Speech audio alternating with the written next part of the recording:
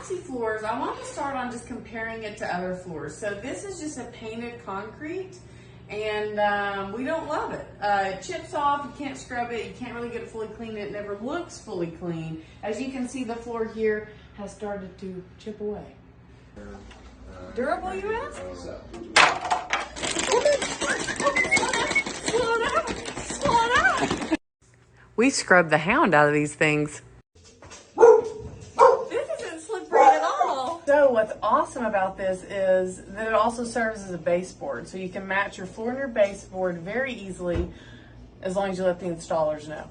So in all seriousness, we really do like these floors, and they have served us well. And in our industry, they go through a lot on a day-to-day basis, from pets, from equipment, from us walking on them, from us just being on the floor, from things being dropped, and they have never let us down. So from us, you get 5 out of 5 stars.